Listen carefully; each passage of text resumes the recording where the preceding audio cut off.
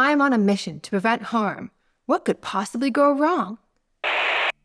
In a widely cited paper entitled Concept Creep, Psychology's Expanded Concepts of Harm and Pathology by Nick Haslam, published in the journal Psychological Inquiry in 2016, the author refers to and gives name to a phenomenon long described by sociologists in relation to a number of different phenomena, including a variety of social problems and their harms and the people affected by them, psychiatric categories, and other forms of psychologization and psychiatrization.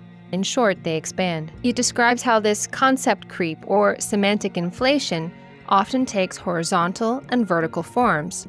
They are horizontal when concepts extend outward to capture qualitatively new phenomena, and they extend vertically to capture less extreme phenomena. Haslam points to a number of examples: abuse, bullying, trauma, mental disorder, addiction, prejudice.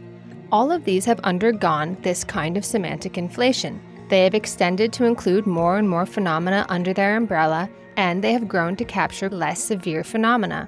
It's a widespread phenomenon, and Haslam goes through a number of potential drivers, including intellectual forces at work within psychology and cultural trends within society at large.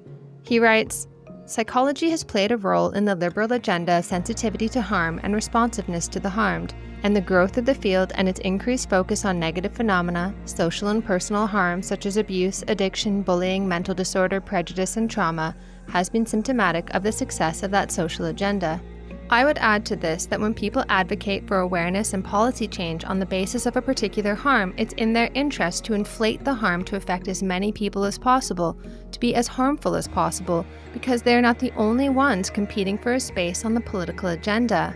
Not all claimed harms can get the attention that advocates think they deserve, and so they compete with each other for the scarce resource of public attention. Among a huge array of other potential causes, this is an important driver of concept creep. But why does any of this matter? Well, take the example of PTSD. This is a phenomenon that was initially described in relation to some of the worst experiences humans arguably could ever go through. When you hear about PTSD, often that's the image that you have in your mind. But what the person might be describing, particularly when it comes to statistics describing the extent of the problem, might include a huge range of qualitatively less severe phenomena. But at the end of the day, you get a really big estimate. And you're invited to think, wow, that many people are affected by this very severe thing, when that might not be the case. But for our purposes, this tendency for harm to expand has severe consequences when it comes to draconian legislation being drafted in a number of different countries. Canada's Online Harms Bill, C-63, for example, introduced in 2024, is just one chilling example. As The Spectator describes, the stated intent of the bill is something every decent person supports, protecting children from online victimization. Yet behind this noble aim lurks the thought police. This is no exaggeration. This legislation authorizes house arrest and electronic tagging for a person considered likely to commit a future crime. It's right there in the text.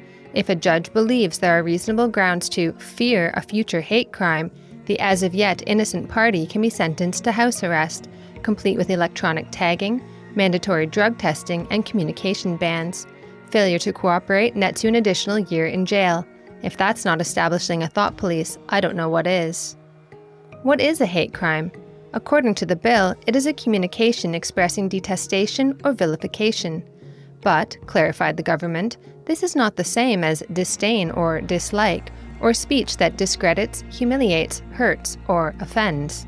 Now, leaving The Spectator for a moment, defenders of the bill tell us not to worry. It's only going to pertain to the most harmful forms of speech. But remember, concepts of harm have a tendency to expand. Back to The Spectator. Unfortunately, the government didn't think to include a graduated scheme setting out the relative acceptability of the words offend, hurt, humiliate, discredit, dislike, disdain, detest, and vilify. Under Bill C-63, you can be put away for life for a crime whose legal existence hangs on the distinction between dislike and detest. Don't worry, I'm sure the powers that be can be trusted with something as important as our freedom. It's never gone wrong before, right?